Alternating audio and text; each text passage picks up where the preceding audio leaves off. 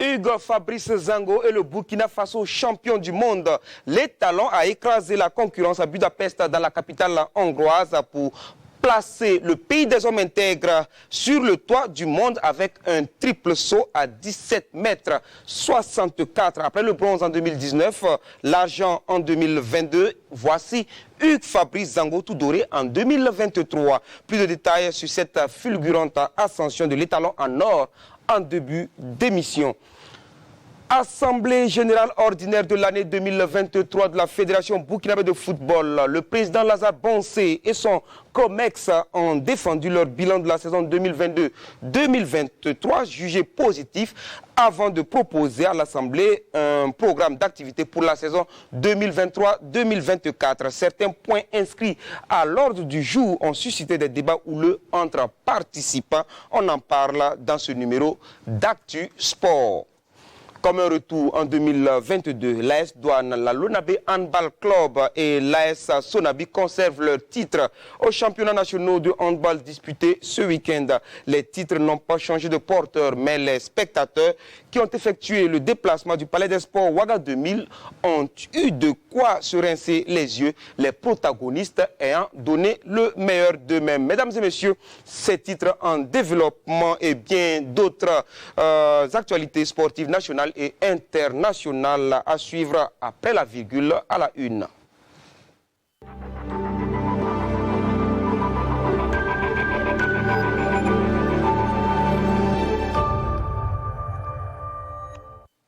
À la une, Hugues Fabrice Zango en or. L'étalon a frappé fort à Budapest, en Hongrie. Il vient de s'installer sur le trône du triple saut mondial en neutralisant ses adversaires avec son triple saut de 17,64 m d'envergure. Lassina Sawadogo tout aussi heureux que vous pour les détails.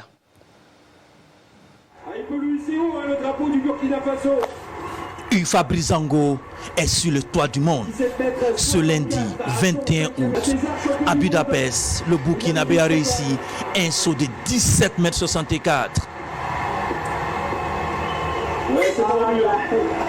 Hugues Fabrice Zango a pris le dessus sur les deux Cubains, Martinez 17,41 et Napoles 17,40. Le dernier médaillé de bronze des Jeux Olympiques et médaillé d'argent aux derniers Jeux mondiaux vient de franchir un nouveau cap. Il donne un signal très important à ses différents concurrents pour les prochains Jeux Olympiques à Paris 2024. En attendant, Hugues Fabrice Zango et le Burkina sont sur le toit du monde en ce qui concerne le triple saut. Ce 21 août rentre donc dans l'histoire de l'athlétisme au Burkina Faso. Hugues Fabrice Zango, oui, Hugues est champion du monde. Oui, Hugues Fabrice Zango, champion du monde. La virgule, et on reçoit nos invités. Nous en avons deux ce soir.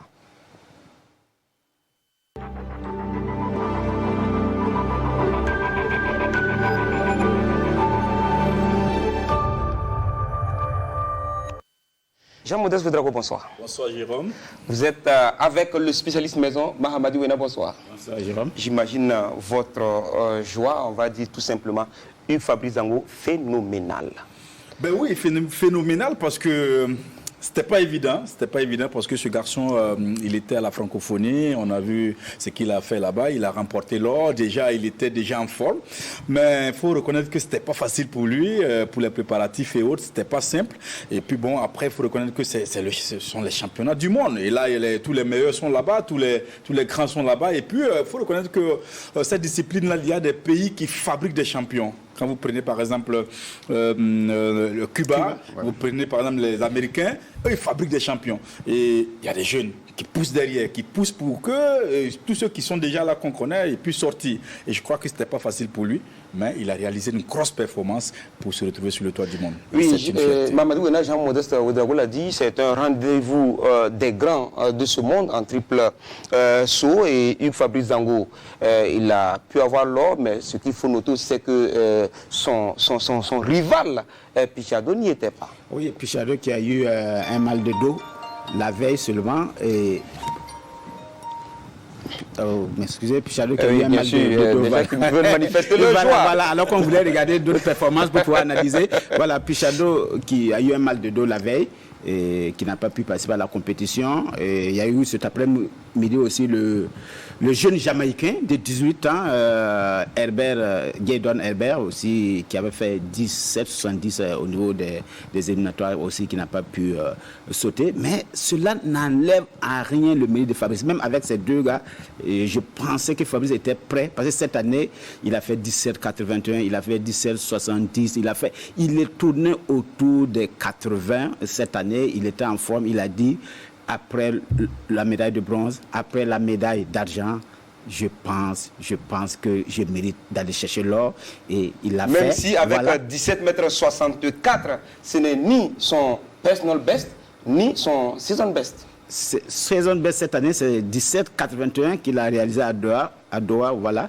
Et il faut dire qu'en 2019, il a eu la médaille de bronze avec 17,66 m derrière les deux Américains. Donc, vous savez, la grande compétition, c'est la forme du moment. C'est la forme du moment, mais elle est très difficile. Elle est très difficile. Vous pouvez arriver avec la meilleure forme, vous pouvez arriver avec 18 mètres et ne même pas réaliser 16 mètres. Tout est possible parce que c'est la pression. Il y a beaucoup de choses qu'il faut évacuer. Il a réussi parce qu'il était le favori. Oui, parce que quand on regarde également, le mérite est d'autant plus à saluer que dès les éliminatoires, c'était compliqué. Ben oui, c'était compliqué déjà dès les éliminatoires parce que en ce moment, le jeune Jamaïcain avait déjà donné le ton et nous-mêmes, c'est vrai on s'est un peu inquiété. Oui, on s'est inquiété, on s'est dit mais qu'est-ce qui va se passer? Parce que là déjà les éliminatoires, il y a déjà un message qu'on lui envoie, mais on savait que ce genre de compétition là, ça peut se jouer sur des détails. On sait également qu'il faut savoir gérer la pression et puis bon, il y a les facteurs blessures et tout ça qui peuvent intervenir et je crois que il y avait tous ces éléments là. Mais comme on l'a dit, dès lors qu'il avait été déjà dévancé par deux Cubains sur ces finales-là, il devait tout faire pour pouvoir arriver à écraser la concurrence. Et c'est ce qu'il a fait à son avant-dernier saut pour pouvoir donc tuer la concurrence. Et après, tous ceux qui sont venus derrière, vous avez vu, ils sont passés à côté de la plaque. Soit ils ont mordu, soit oui, voilà, il y a eu des blessés et tout ça. Après ce saut à 17,64, Hugues avait encore une cartouche. Bon, finalement, j'ai envie de dire qu'il n'a pas utilisé. Oui, parce qu'on fait le classement. Quand après les trois sauts, on fait le classement, il était déjà devant. C'est vrai qu'après les Portugais les Cubains sont venus, mais comme il était déjà devant, on lui donnait le loisir de sauter toujours en dernier. C'est ça aussi la haute compétition. Il faut savoir être devant au bon moment. Donc, comme il était devenu le premier après les trois sauts, les trois premiers sauts, parce qu'en fait, ils étaient 12 à se qualifier. Après, on élimine 4 du moins, parce qu'il reste 8. Et on refait un classement. Maintenant, on permet au premier d'être sauté en dernier pour contrôler. C'est une possibilité de contrôler la compétition. Et quand tu contrôles, bon, après, qu'est-ce qu'il faut faire? Tu cherches la médaille d'or. Ce n'était pas la performance qu'il cherchait aujourd'hui, mais la médaille. Donc, il n'a pas besoin d'utiliser cette cartouche. Il a l'or. On sait que Fabrice Zango, aujourd'hui, pour son accomplissement, est en train de viser Paris 2024. Oui, c'est Paris qui est en ligne de mire, mais il fallait passer par Budapest, envoyer le message. C'est vrai que ça ne va pas être simple, parce que ça demande beaucoup de sacrifices, ça demande beaucoup de moyens. Et je vais vous le dire, cette année, Fabrice a beaucoup souffert sur le plan moyen financier. On va y arriver. Alors, déjà, ce qu'on peut dire à Jean-Modeste Ouedraogo, c'est que Hugues Fabrice Zango est en train de redimensionner l'athlétisme burkinabé. Ben oui, parce qu'aujourd'hui, il a positionné le Burkina Faso sur la carte du monde en ce qui concerne l'athlétisme. Aujourd'hui, le Burkina Faso compte en matière d'athlétisme et aussi avec Mart Kuala, il faut le dire. Donc, pour cela, oui, aujourd'hui, le Burkina Faso compte dans le monde de l'athlétisme mondial. Mais en même temps, il faut reconnaître que malgré toutes ces performances-là, quand vous regardez un peu nos athlètes, moi je crois véritablement qu'il y a beaucoup à faire. On a du mal à valoriser véritablement on va y arriver également. Vous avez parlé de Matt Yasmine Kuala. Matt Yasmine Kuala, il faut le dire, qui a effectué un saut, soit en longueur bien sûr, à 6,68 m en finale à Budapest, justement, et qui a terminé 7e de ce concours-là. Mamadou Wena, votre commentaire, on va dire que c'est une contre-performance. Une contre-performance pour ceux qui attendaient la médaille.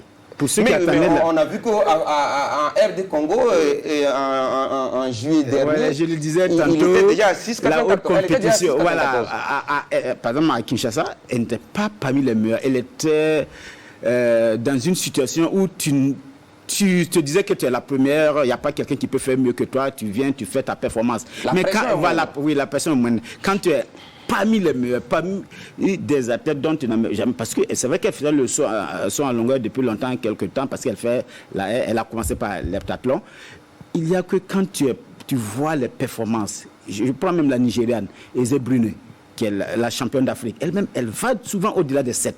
Et quand tu as des gens qui font 7-14, 7-18, tu te dis...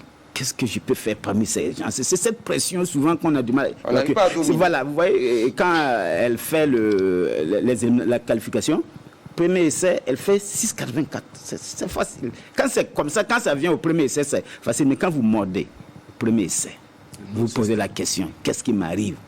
Et c'est ça qui a fait que peut-être elle n'a pas pu aller chercher la médaille, mais elle a réalisé une grosse performance. Pour les techniciens de l'athlétisme, c'est une grosse performance que Matt a réalisée en étant 7e, parce qu'elle rentre dans un cercle fermé où elle va faire désormais la Diamond League. Elle va côtoyer au quotidien maintenant les meilleurs du monde. Donc, elle sera décomplexée, elle pourra voir comment les battre, parce qu'il y aura souvent des moments où elle va les battre. Et maintenant, c'est Paris 2024 qui sera en ligne de mire. Peut-être que là-bas, elle pourra chercher une médaille olympique. Et en même temps, vous l'aviez déjà abordé, cette victoire-là, ou du moins ces victoires-là, ne doivent pas cacher les réalités que connaissent nos athlètes, notamment nos ambassadeurs, que sont Hugues Fabrice Zango, Martha Yasmine Kwala et dans une moindre mesure certains autres. Voilà, je le disais tantôt, c'est vrai, il y a cette médaille, il y a cette joie pour le peuple burkinabé, mais il faut savoir que c'était des sacrifices. Quand je dis cela, parce que il y a que ces athlètes sont accompagnés par une bourse de l'État qui est donnée par le fonds. Et il y a aussi voilà, et il y a aussi une bourse olympique. Malheureusement pour eux, cette année, au niveau du fonds, il y avait un redimensionnement à faire. Parce qu'il n'y avait pas de contrat au départ, on a voulu que ce soit désormais un contrat. Mais vous savez, l'administration, c'est pas qu'il n'y a pas la volonté de leur donner ce qu'ils méritent, mais l'administration avec l'auteur, ça fait qu'ils n'ont pas pu rentrer en possession de ces fonds pour préparer au mieux ces compétitions. Il y a aussi au niveau du comité olympique aussi, cette bourse n'est pas venue en temps opportun. Alors que vous savez, pour les athlètes de haut niveau, c'est avril-mai surtout, qui est la période des grands stages, c'est la période où on prépare sérieusement la compétition.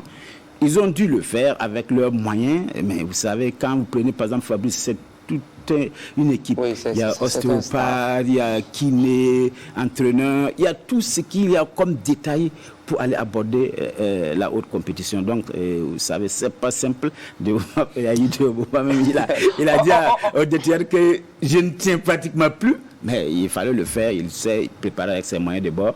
Et ça montre le mérite des Burkinabés qui savent être résilients, qui savent aller chercher des performances malgré les difficultés qu'on connaît. Alors, Jean-Modeste Ouedraogo, vous voulez parler même de l'image de ces ambassadeurs-là qui ne font pas rêver forcément. Non, c'est vrai parce que, vous savez, déjà je veux rendre hommage à tous ces entraîneurs qui travaillent dans l'ombre et parfois même sans être reconnus, ils travaillent dans l'ombre. Je pense à Christian Sanon, le premier entraîneur de Hugues Zango, celui qui a révélé Hugues Zango.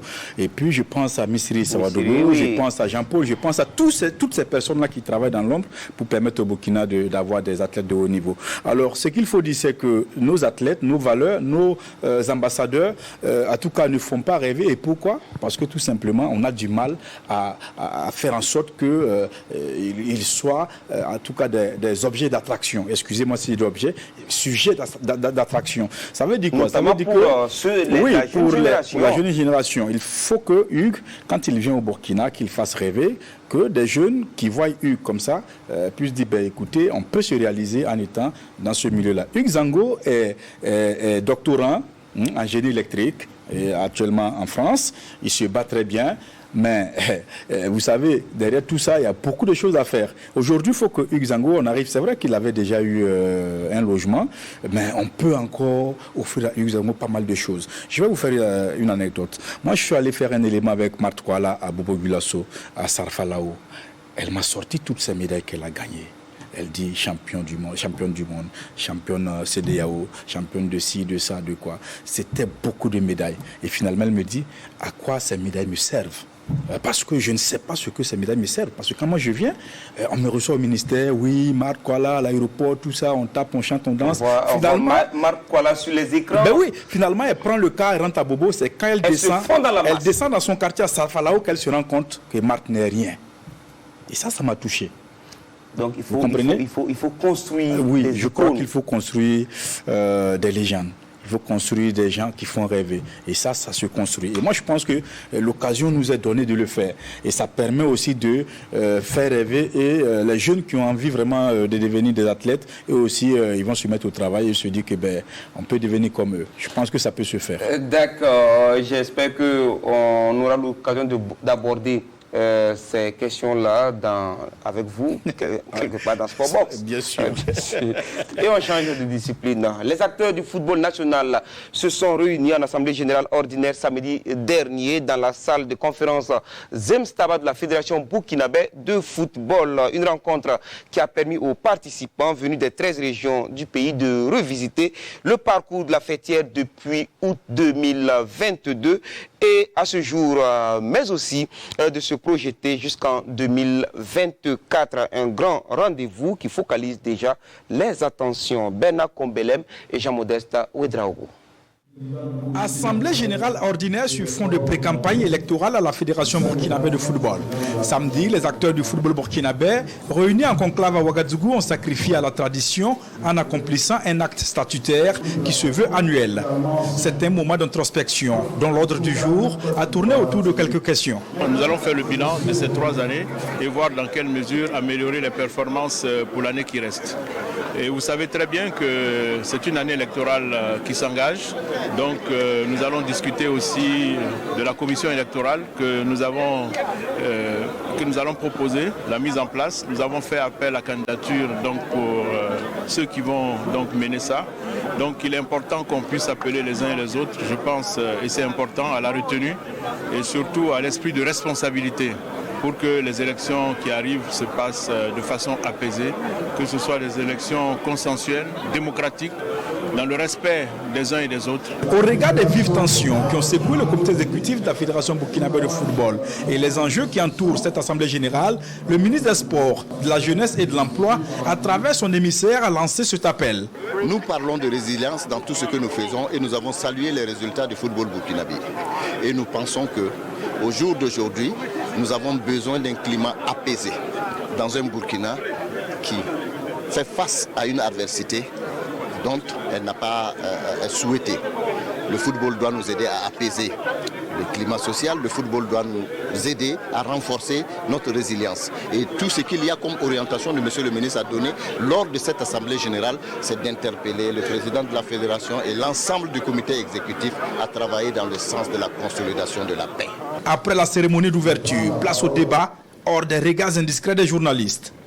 Après plusieurs heures d'échanges et de débats, parfois houleux, certains participants ne se reconnaissent pas dans le bilan financier et bien d'autres questions. Moi, j'allais souhaiter qu'il y ait une assemblée générale extraordinaire pour statuer sur le bilan financier. Ce bilan financier, étant donné que la majorité des délégués en fait n'étaient pas contents de ce bilan. On aurait dû, même le commissaire au compte a fait beaucoup d'observations. Ils ont fait des recommandations sur la manière de faire, puisqu'on a trouvé que les états financiers étaient sommairement faits. Bon, il fallait vraiment leur donner le temps de reprendre les choses pour qu'on puisse discuter franchement, parce qu'il y a toujours des suspicions par rapport aux dépenses, ainsi de suite. C'était vraiment l'occasion pour le président de convoquer une assemblée générale extraordinaire pour qu'on puisse en débattre clairement. La question de l'équipe nationale est une question d'État et nous partons en Coupe d'Afrique où moi je pense que les étalons ont leur chance parce qu'on joue presque à domicile, pour ne pas dire qu'on joue à domicile. Et bon, je pense que si tout est réuni, en principe, on doit faire une très bonne CAN. Mais si nous partons en rang dispersé avec des esprits hypocrites les uns qui prient pour que ça marche et d'autres qui prient pour que ça ne marche pas. Bon, ben, on va échouer à la porte, on va revenir. Mais il est important de souligner, c'est ici. Quand même, on sait que les gens font la sourde oreille quand on leur parle.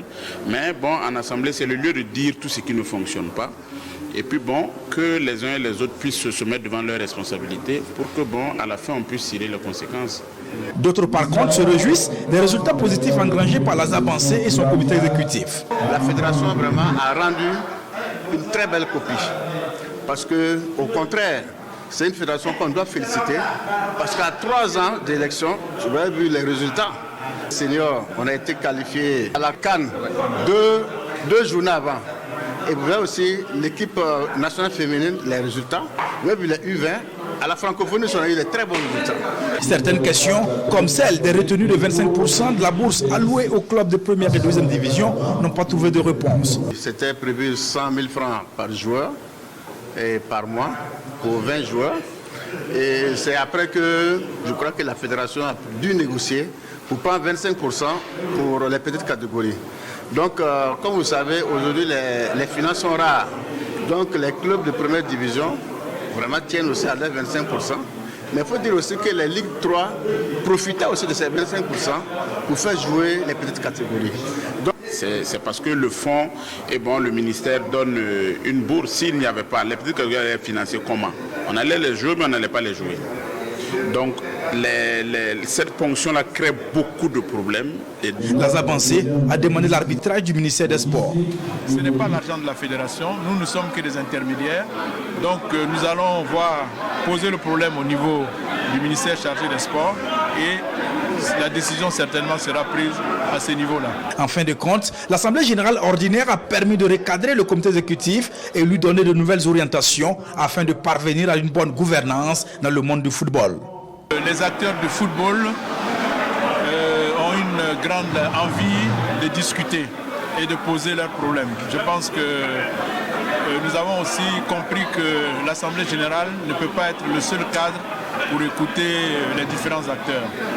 Donc il est important qu'on puisse certainement définir d'autres cadres pour échanger et prendre en compte leurs préoccupations. Parce qu'on aurait pu rester ici jusqu'à demain matin.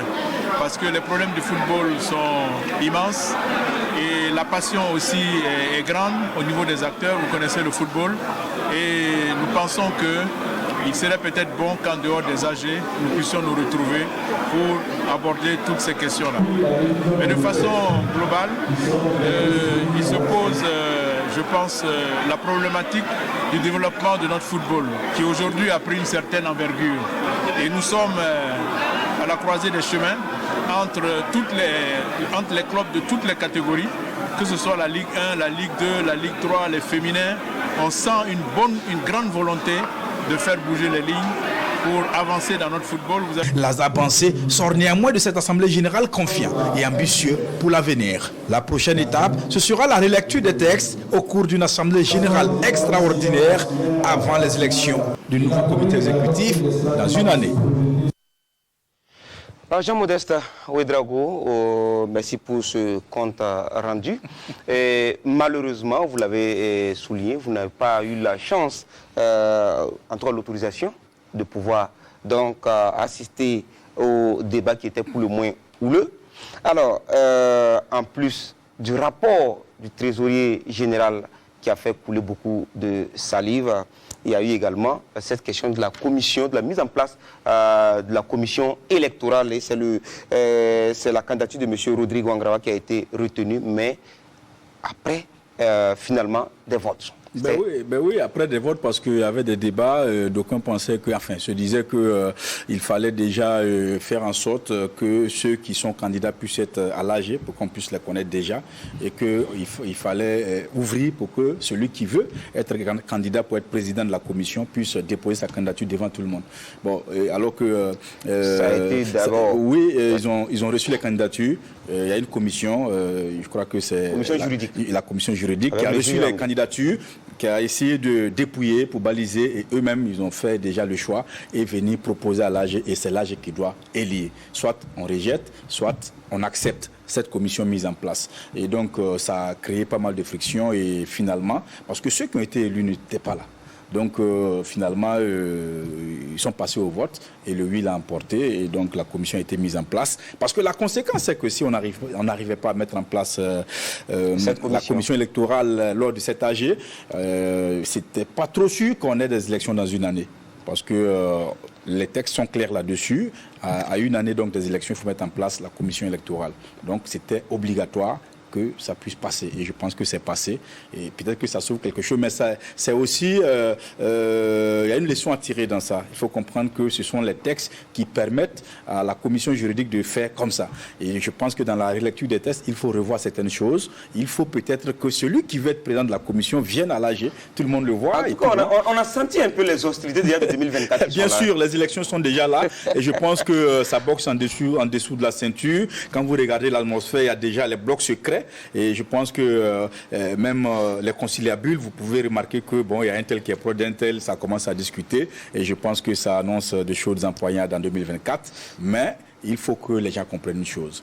Il faut privilégier l'intérêt du football burkinabé. J'ai comme l'impression que certaines personnes ne sont pas là pour ça et ça, c'est pas normal. Mamadi Ouena, vous comprenez que les journalistes ne peuvent pas assister au débat de l'Assemblée générale? Je me pose finalement la question, qu'est-ce qu'on veut cacher aux journalistes? Parce qu'une assemblée générale ordinaire, on confie les journalistes et on dit que non, vous faites l'ouverture, vous ressortez, nous on va faire les débats, vous venez prendre le point. Je ne comprends pas. Et je pense que dans certains pays, on applique les dispositions de la FIFA, si je ne me trompe, qui ouvre les AG aux journalistes. Bon, au Burkina, ce n'est pas encore arrivé, on ne sait pas pourquoi, mais je pense que il faut revoir cette situation-là parce que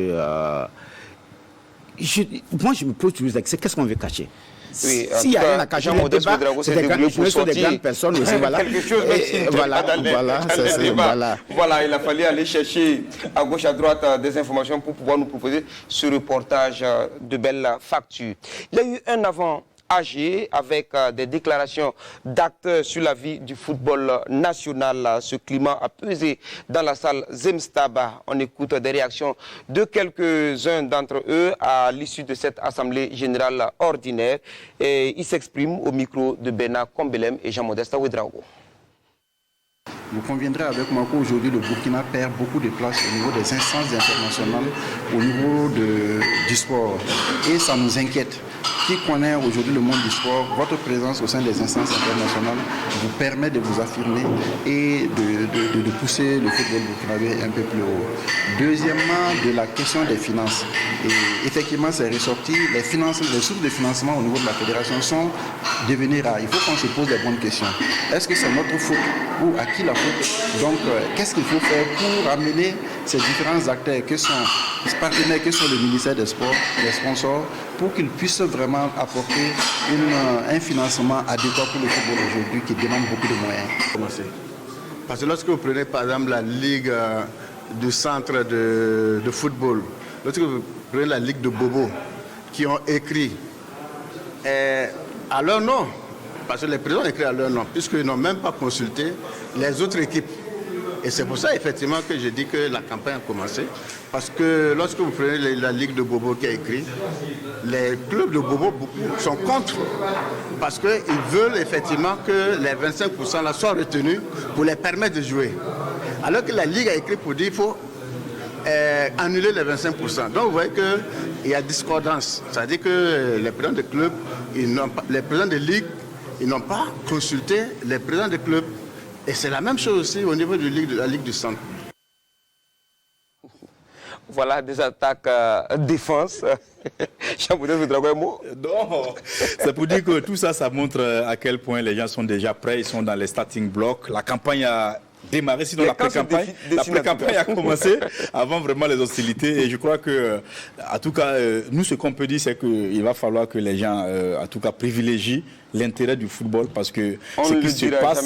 Oui, quand il parle de l'intérêt du football, je ne peux pas comprendre dans un pays où actuellement on a du mal assurer les salaires des joueurs, on se bat, on bosse en dessous de la ceinture, on se demande, bon, finalement, ça profite à qui? C'est pas aux joueurs en tout cas. Ouais, tout ce combat-là, c'est pas pour les joueurs. Et on reste dans le football pour parler de l'expédition de l'Étoile filante de Ouagadougou au Sénégal en préliminaire de la Coupe CAF. Après avoir été menée, l'Étoile filante de Ouagadougou s'est donné les moyens d'arracher le match nul. Il faut noter qu'en toute fin de partie, le gardien de l'EFO, Lapé Maré, a arrêté un penalty, voilà, pour permettre à l'Étoile filante de Ouagadougou de revenir avec le gain du match nul, un but partout. En tout cas, on va dire que un but à l'extérieur qui va finalement valoir son pesant d'or. Oui, qui peut valoir son pesant d'or. Malheureusement, il faut jouer à l'extérieur 2 fois pratiquement. Bon, ou bien je dirais à l'extérieur ou sur terrain neutre. Oui, parce que jouer à Boaké, c'est vrai que à Boaké, c'est quand même favorable pour les faux. Il y aura une forte communauté burkinabé. Mais toujours est-il que ce ne sera pas le stade du 4 août où on allait avoir une très grande mobilisation. Mais toujours est-il que c'est un bon résultat pour les faux qui peut passer ce cap de Casa Sport si vraiment les joueurs se battent comme ils l'ont fait à Dakar. Et ça sera le 27 août prochain, justement à Boaké, vous y croyez? Ben oui, moi je crois, mais il faut dire qu'avant que les faux ne partent, moi je ne croyais pas. Mais aujourd'hui, avec ce résultat, je crois qu'il va falloir déjà chercher à gagner. Il faut chercher à gagner déjà à Boaké. Et je crois que c'est possible parce que les garçons ont de la qualité. Amidou, il n'a pas beaucoup d'expérience, mais je crois que lui aussi, il a un challenge, il a en tout cas un défi à relever, c'est de passer en tout cas ce cap-là pour aller encore plus loin. Je crois qu'ils peuvent le faire. Ils peuvent le faire véritablement. Et l'AS Douane qui joue finalement l'AS Gare du Niger en aller-retour à Cotonou au Bénin les 25 et 29 août pour le compte des préliminaires de la Ligue africaine des champions. L'Espagne sur le toit du football mondial féminin, après avoir dominé l'Angleterre sur la plus petite des marques 1-0 dimanche à Sydney, les Espagnols ont déjoué les pronostics pour s'offrir leur premier titre mondial de l'histoire. Salif Ouedraogo revient sur cette finale. Devant 75 700 spectateurs de l'Accor Stadium de Sydney, la Roa fait chuter l'Angleterre et s'offre la couronne mondiale du football féminin. Dans cette finale inédite, ce sont pourtant les Anglaises qui allument la première mèche. L'attaquant Laurent Imp, à la 15e minute, trouve la barre transversale. La réaction des Espagnols ne tarde pas. Sur ce centre tendu d'Abeiro, Redondo bute sur la gardienne des championnes d'Europe. Le temps est donné. L'Espagne met le pied sur le ballon et finit par déverrouiller la finale avant la demi-heure de jeu.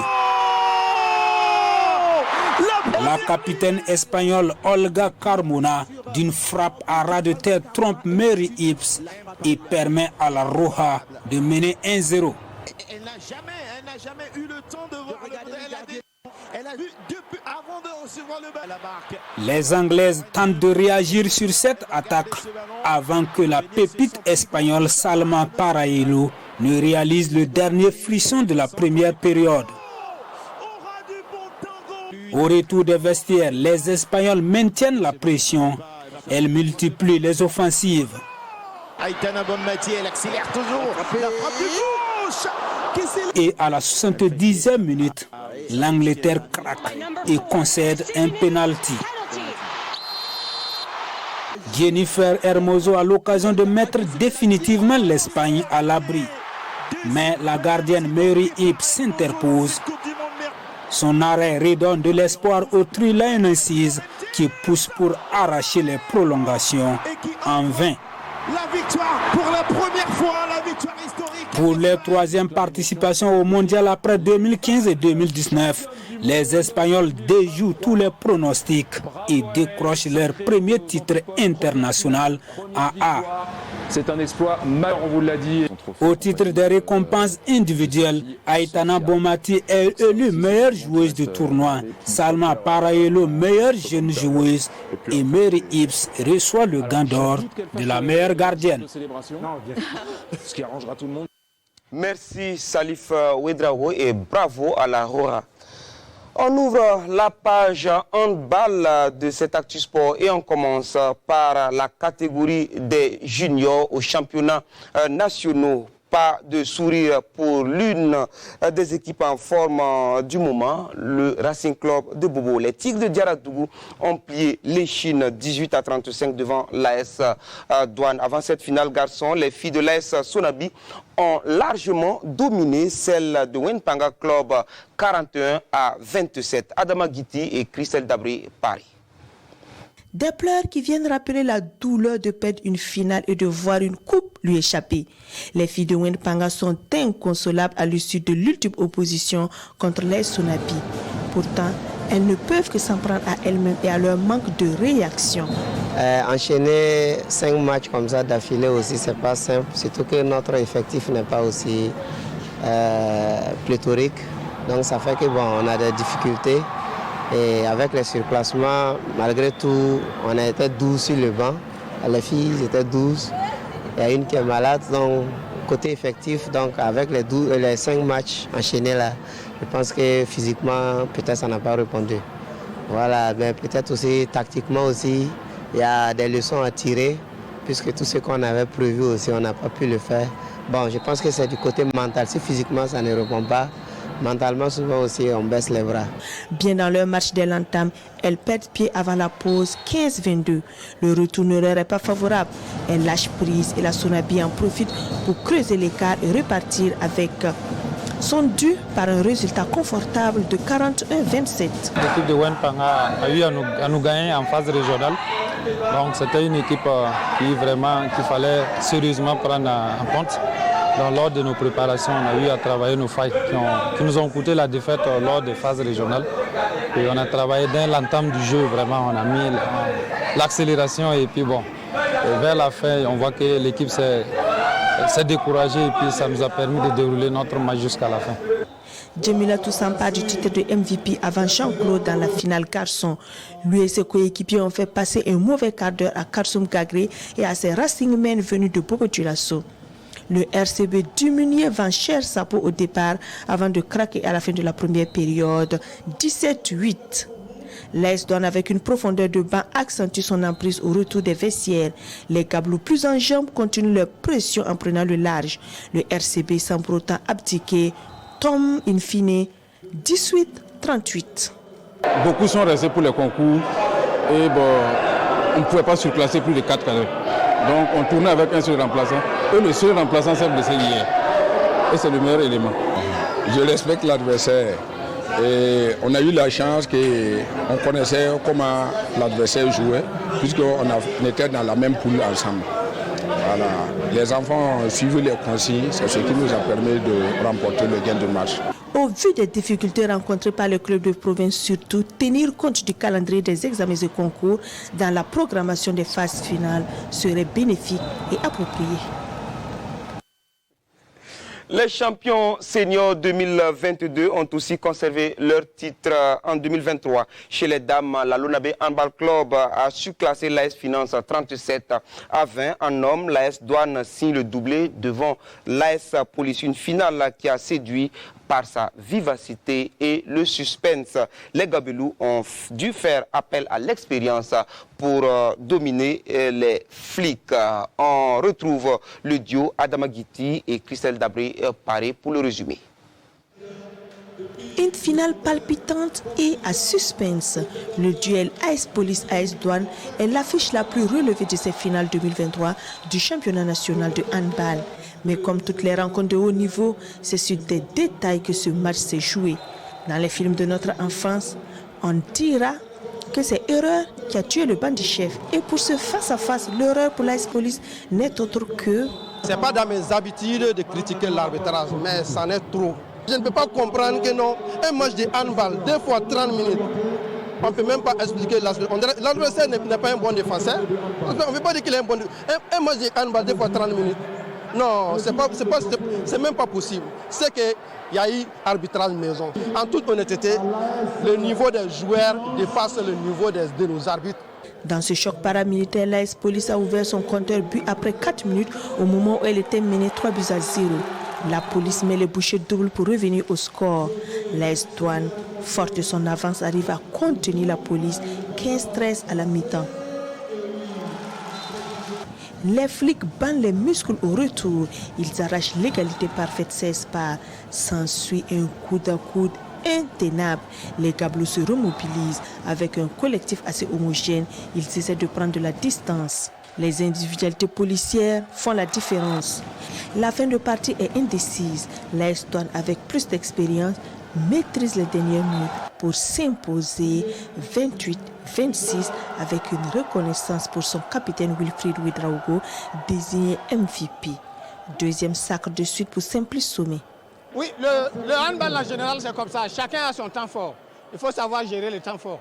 Si on a le temps fort, si on marque beaucoup, après quand l'adversaire aura, si on arrive à le contenir, je pense qu'on peut avoir une différence d'un but, 2 buts. Et c'est ce qui s'est passé. Pour sa première finale, l'AS Finance n'a pas convaincu. Le club est certes jeune, mais pas la plupart de ses joueuses. La fatigue des demi-finales a eu raison des financières qui se félicitent néanmoins du parcours. Le fait même d'être déjà en finale, parce qu'on a beaucoup bataillé, on n'a pas eu de match facile. Hier, c'était vraiment compliqué. On a eu beaucoup de filles qui étaient vraiment malades. Elles ont récupéré plus ou moins, donc c'était vraiment difficile. On a donné ce qu'on pouvait vraiment donner aujourd'hui. Moins en jambes physiquement, elles ont souffert de la fraîcheur physique des filles de la Lonabé. Les Rouges Verts sauf la première partie, 19-7. Le sursaut d'orgueil n'est pas au rendez-vous à la reprise. La Lonabé continue de dérouler tranquillement devant des Noirs oranges impuissantes. Le match est à sens unique. La championne en titre, sans trembler ni forcer son talent, conserve son Graal 37-20 avec en prime le titre MVP pour Sadia Kabourich. Nous avons prouvé ce soir que nous sommes vraiment en tout cas meilleurs et que nous méritons amplement le titre. Et bravo aux filles, félicitations à elles et courage à l'adversaire qui n'a pas du tout démérité. Parce qu'une équipe qui a été 5e sur 5 au cours du championnat régional du centre est revenue jouer les premiers rôles. En tout cas, c'est encourageant. Je les félicite. Bon, elles n'ont pas démérité. Le moins que l'on puisse dire est que ces finales seniors ont laissé plus d'un spectateur sur sa soif. Le niveau est resté en deçà des attentes. On a connu des finales plus spectaculaires. C'est dire qu'une introspection sans complaisance serait la bienvenue. Après les efforts, voici les récompenses. Chaque champion dans la catégorie junior a reçu 500 000 francs CFA. Les champions seniors sont gratifiés de la somme d'1 million. Adama Guiti et Christelle Dabré-Paris. Beaucoup de cris de joie au sortir de ces finales 2022-2023. Tous les champions sortants conservent les trophées au sortir de rencontres souvent déséquilibrées. La formule appliquée est-elle en cause? Je ne pense pas. Je me dis que peut-être que pour cette année, les équipes sont venues un peu moins préparées que les autres années. Parce que je reconnais qu'il y a eu beaucoup de difficultés. Vous savez que nos phases finales sont tombées avec les préparations des concours de l'État pour certains joueurs qui sont venus après, mais qui n'ont pas pu intégrer vraiment leur formation. Loin de ces interrogations, les équipes bien classées ont reçu leurs récompenses ainsi que des personnes morales et physiques qui ne cessent d'accompagner la Fédération burkinabé de handball. Les équipes classées 3e en junior repartent avec 200 000 francs et des 4G. Les finalistes Wenpanga et le RCB, 300 000 francs et des 4G également. Les Sonabi et les Douane vainqueurs repartent avec le trophée, 400 000 francs. Chez les seniors, les 3e ont reçu 400 000 francs et des 4G, 500 000 francs pour les finalistes AS Finance et AS Police. La Lonabé et l'AS Douane en plus 1 million chacune et le trophée de toutes les convoitises. Les équipes se sont battues pour maintenir leur titre. Et je pense que c'est de bonne guerre. Et quand tu as un titre, il faut se battre pour maintenir le titre. Et également, il y a d'autres équipes qui sont arrivées en finale, qui n'étaient pas attendues. C'est vrai, pas pratiquement les mêmes équipes. Vous voyez qu'il y a eu un changement quand même au niveau des oppositions. Le gouverneur du centre se réjouit car les meilleures places et prix sont raflés par des clubs de son ressort territorial. Au-delà Bien sûr, de cette finale, ce que nous voyons, c'est surtout le sport à travers la cohésion sociale. C'était les équipes opposées, la police à la douane. C'est vrai que la douane a remporté, mais c'est la région du centre qui gagne. Une fois de plus, la Fédération burkinabé de handball, avec peu de moyens et moins d'agitation, a réussi le pari de l'organisation de ces championnats, non seulement dans toutes les catégories, mais aussi sur les deux tableaux masculins et féminins. Au ministère d'encourager cette régularité et cette volonté manifeste par la participation des clubs et des équipes nationales aux joutes continentales pour bonifier le travail abattu sur place. Mais pour les prochaines fois, présidente de la Tapsoba, revoyez la programmation. 4 finales en un seul après-midi, c'est usant et lassant. Voilà qui est bien dit. J'espère que la présidente Stella Tapsoba prend bonne note de cette interpellation de Christelle Dabré-Paré. Alors, Jean-Modeste Ouédraogo, dans ce pays, on note. On note. Bien sûr. Si vous devriez noter le bureau exécutif de Mme Stella Tapsoba. Non, pour moi, je peux donner facilement 17 sur 20. 17 sur 20, pourquoi? Parce que voilà une fédération qui est là, qui est arrivée et qui réussit à organiser les championnats de toutes les catégories. Et ça, c'est énorme. C'est-à-dire que non seulement ce bureau arrive à organiser les championnats, mais aussi il y a de l'engouement autour de ces compétitions-là. Vous avez vu, c'est vrai, le palais n'était pas plein, mais ce qu'on a vu, c'est que les gens se sont quand même déplacés massivement pour aller voir ces championnats-là. Et moi, je pense que c'est à féliciter et il faut quand même mettre ça à l'actif de ce bureau. Malgré les moyens limités, ça, il faut le dire, parce que souvent, c'est pas facile, mais ils arrivent vraiment à être réguliers dans l'organisation des championnats et ça, c'est sincèrement à mettre à l'actif de Stella Tapsoba et son bureau exécutif qui, il faut le dire, travaille assez bien. Oui, il y a la régularité dans les compétitions à tous les niveaux, souligné par Jean-Modeste Ouédraogo, mais il y a également qu'il y a des efforts qui sont faits au niveau des récompenses, Mamadou Wena. Oui, au niveau des récompenses, 1 million, c'est pas aussi facile. C'est vrai que ça, c'est au niveau des seniors, il y a les juniors aussi qu'il faut récompenser, il y a les cadets qu'il faut récompenser et toute l'organisation. Voilà, c'est pas du tout simple à gérer. Et la fédération de handball, c'est vraiment une fédération qu'il faut féliciter. C'est depuis longtemps, depuis pratiquement une quinzaine d'années que je suis dans le métier. Je vois que c'est une fédération qui est bien régulière dans l'organisation des compétitions. Et avec Stella, ils sont encore montés d'un cran parce qu'il y a eu d'autres compétitions qui sont venues s'ajouter. Et ça montre le dynamisme de la présidente qui essaie, c'est une ancienne handballeuse, donc qui essaie de jouer sur sa passion pour le handball pour faire grandir cette discipline. Ce que je déplore, Jérôme, excusez-moi, ce que je déplore, c'est le fait que malgré les efforts de cette fédération-là, il n'y a pas de sortie pour les équipes nationales ni pour les clubs. C'est vrai, il n'y a pas, c'est trop dit, peu de sorties. Alors qu'il va falloir récompenser, il va falloir remercier, il va falloir en tout cas encourager tout ce beau travail-là qui est fait et bonifier ce travail-là comme Christelle l'a dit, parce que c'est en se frottant aux équipes du continent que notre handball aussi va monter en puissance, va avoir de l'envergure. Et je crois qu'il va falloir que le ministère regarde de très près pour savoir remercier les fédérations qui travaillent. Parce que là aussi, ça encourage les acteurs. Mais quand on fait des efforts... handball en fait partie. Ah oui, bien sûr, bien sûr. Et on quitte encore le Burkina. Direction Casablanca au Maroc pour les championnats d'Afrique de karaté-do, une échéance qui n'a pas bien souri aux étalons.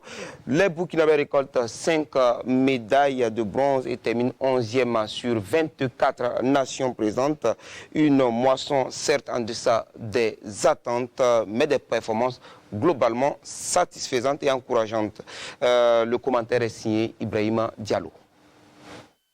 Les étalons ont su tirer les épingles du jeu au championnat d'Afrique de karaté 2023. 5 médailles de bronze, 11e sur 24 pays, c'est le bilan du Burkina à Casablanca.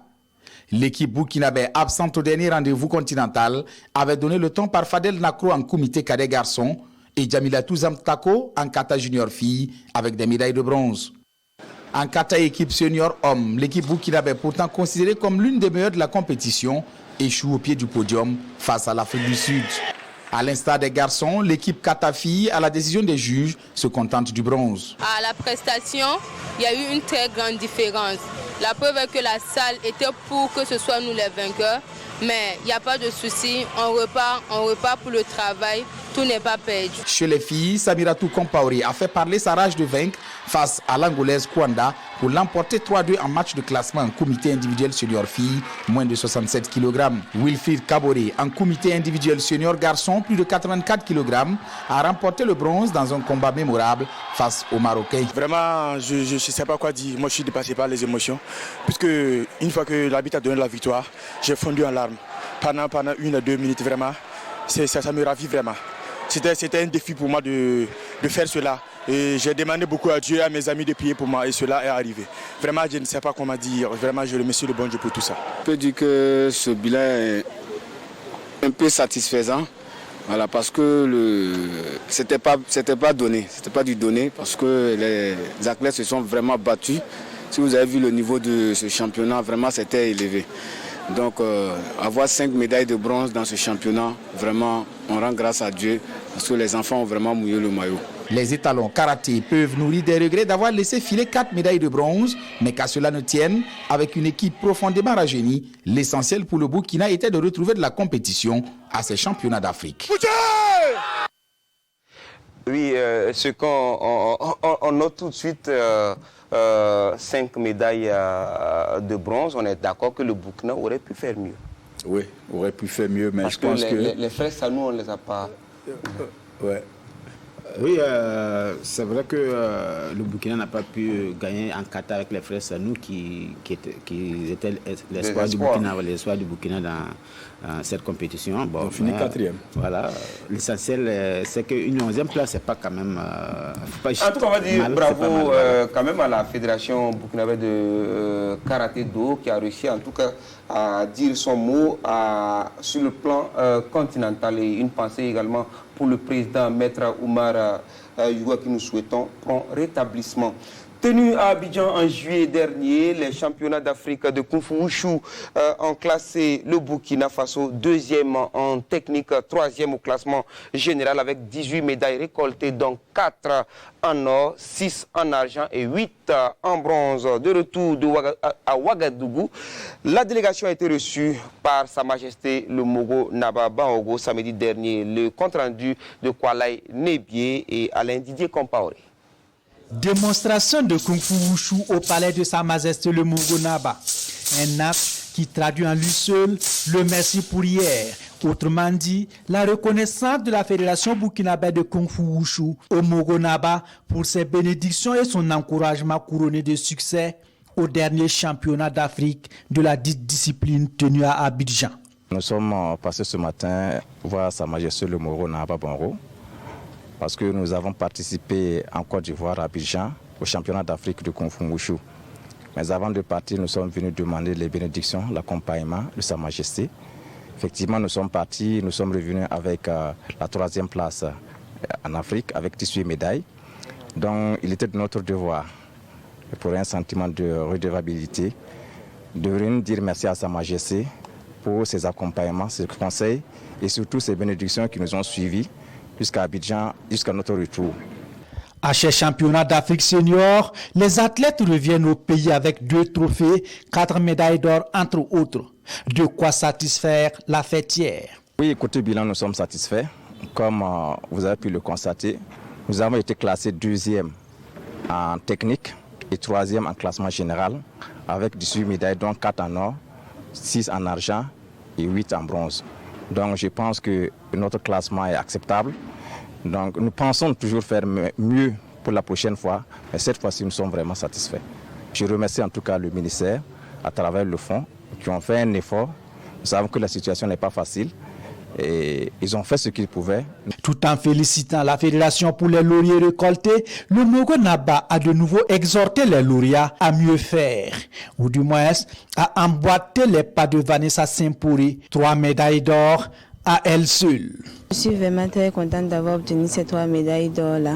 Ça n'a pas été facile parce que depuis notre départ, tout à notre arrivée, on a rencontré certaines difficultés. Mais malgré ça, on a pu avoir un bon niveau et j'ai pu obtenir 3 médailles d'or. Je peux dire que c'est le travail, et puis les bénédictions de nos parents, de nos maîtres, qui nous ont permis d'obtenir tout ça. Je suis vraiment très contente d'avoir obtenu ces 3 médailles d'or. Mon objectif là, c'est que au championnat national, je puisse avoir le classement aussi que j'ai eu au championnat africain. Je veux attirer la jeunesse, surtout les femmes, pour qu'elles puissent se mettre dans le milieu du sport, parce que c'est très bénéfique. Pour finir, l'ordre du jour lance un appel aux parents à encourager leurs enfants dans la pratique du sport, car, dit-il, le sport contribue à la formation physique et à l'éducation de la jeunesse. Les prochaines échéances de la fédération, quant à elles, sont le championnat national, la Coupe de l'ambassadeur de Chine et aussi les championnats d'Afrique des petites catégories en Égypte. Il faut désormais compter avec les Jeux nationaux de la relève sportive dans le paysage des compétitions au Burkina Faso. L'événement va regrouper environ 2000 jeunes et encadreurs des 13 régions qui séjourneront à Bobo-Dioulasso du 24 août au 2 septembre prochain. Les informations ont été dévoilées en conférence de presse par le comité d'organisation ce matin même. Des précisions avec Kwalaï Nebié et Abdoulaye Kabouri. Une nouvelle opportunité pour les jeunes des 13 régions du Burkina de rivaliser en football, volleyball, basketball, handball, lutte, cyclisme et athlétisme du 24 août au 2 septembre prochain à Bobo-Dioulasso. C'est la première édition des Jeux nationaux de la relève sportive initiée par le ministère des Sports, de la Jeunesse et de l'Emploi. L'information sur la tenue de l'événement a été rendue publique lors de cette conférence de presse.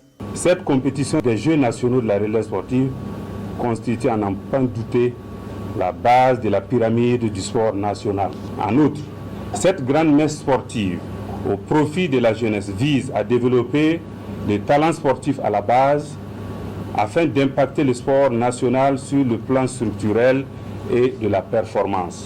Cette compétition d'envergure nationale permettra de promouvoir le sport à la base, évaluer le niveau d'apprentissage des sportifs dans les structures de formation, de donner un cadre d'expression aux structures de formation des jeunes, de donner de la visibilité aux différentes structures de formation des jeunes.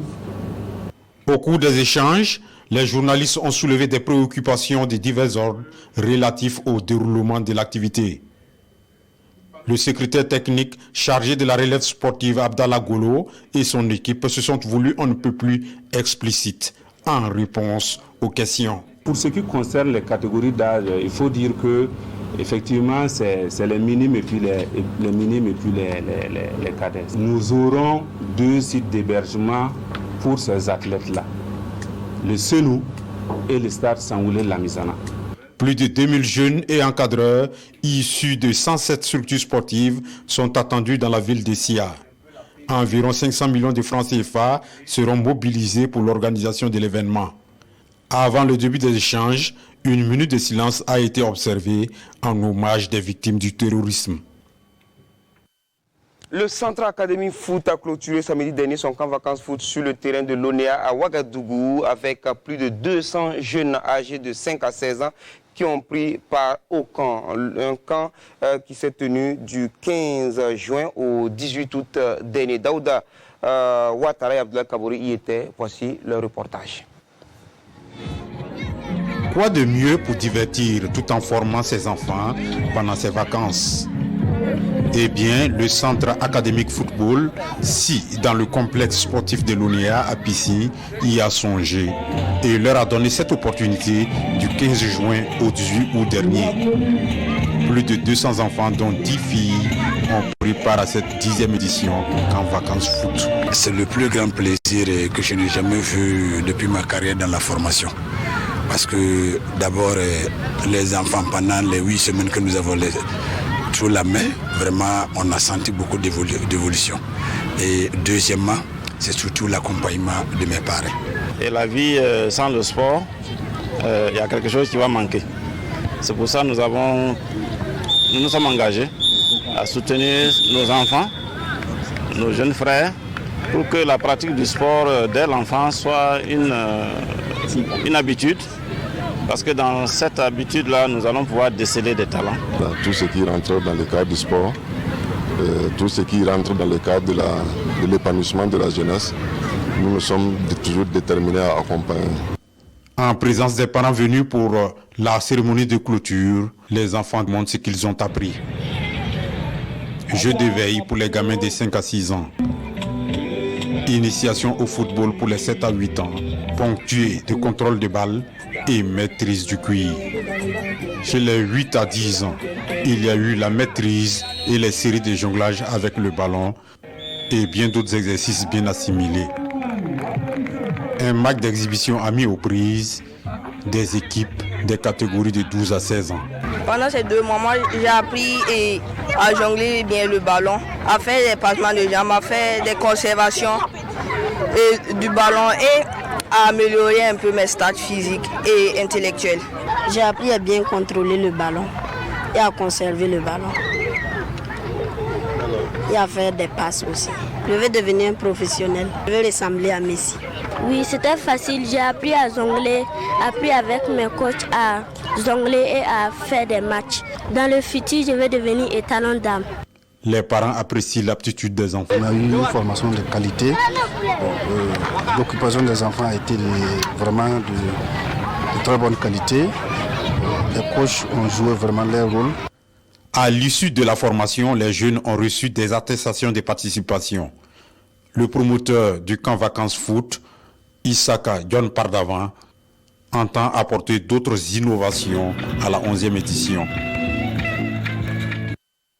Et la principale information de la soirée, c'est la médaille d'or mondiale encore toute fraîche de Hugues Fabrice Zango, arrachée à Budapest cet après-midi même. Bravo et bon cheminement vers Paris 2024. Mamadou Wena, merci. Merci à vous, Jean-Modeste Ouedraogo. Et bien sûr, merci à Lachina Sawadou, le chef d'édition du jour. Merci à toute l'équipe de réalisation. Bonsoir. Le drapeau du Burkina Faso. Hugues Fabrice Zango est sur le toit du monde. Ce lundi 21 août, à Budapest, le Burkinabé a réussi un saut de 17,64 m. Hugues Fabrice Zango a pris le dessus sur les 2 Cubains, Martinez 17,41 et Napoles 17,40. Le dernier médaillé de bronze des Jeux Olympiques et médaillé d'argent aux derniers Jeux mondiaux vient de franchir un nouveau cap. Il donne un signal très important à ses différents concurrents pour les prochains Jeux Olympiques à Paris 2024. En attendant, Hugues Fabrice Zango et le Burkina sont sur le toit du monde en ce qui concerne le triple saut.